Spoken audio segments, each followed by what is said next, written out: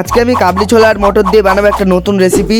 হ্যাঁ বন্ধুরা, তার জন্য এখানে কাবলি ছোলা আর মটরটাকে আমি মিক্সিতে পিষে দিলাম, তার মধ্যে 4 পিস আলু দিয়ে দিলাম। তারপরে এখানে দেখো ময়দা বের করে নিলাম। তারপরে দেখো ময়দার মধ্যে লবণ, তারপরে একটুখানি জোয়ান, আর এখানে দেখো কালো জিরে আর একটুখানি তেল দিয়ে এটাকে ভালো করে মেখে অল্প অল্প জল দিয়ে এটাকে ভালো করে দেখো মেখে তেল মাখিয়ে এটাকে ঢাকা দিয়ে আমি রেখে দিলাম। এটাকে ঢাকা দিয়ে রাখলাম। এখানে দেখো কড়াইতে তেল বসিয়ে দিলাম, তেল বসানোর মধ্যে একটুখানি জিরা দিলাম। তারপর যে পেস্টটা করে রেখেছিলাম সে মটরশুঁটি তারপরে আলুর ওই পেস্টটা দিয়ে দিলাম। তারপরে ভালো করে দেখো নেড়ে চেড়ে নিলাম। তারপর নুন আর হলুদ দিয়ে দিলাম। তারপর একটুখানি পেরি পেরি মশলা দিয়েও এটাকে আমি ভালো করে নেড়ে দিলাম। তারপর যে ময়দাটা মেখেছিলাম ওটার একটু একটু লেচি কেটে তারপরে দেখো যে পুরটা বানিয়েছি ওই পুরটা দিয়ে ভালো করে দেখো এখানে গোল গোল করে রাউন্ড করে নিচ্ছি। তো এখানে আমি এই সেম পদ্ধতি আবার একবার করলাম। তারপর দেখো সব কটা এখানে রেডি হয়ে গেছে। এখানে কড়াইতেও তেল দিয়ে দিলাম। কড়াইতে তেল দেওয়ার পর একটা একটা করে সব এগুলো ছেড়ে দিচ্ছি। এগুলোর নাম আমি তো জানি না, নতুন রেসিপি বললাম।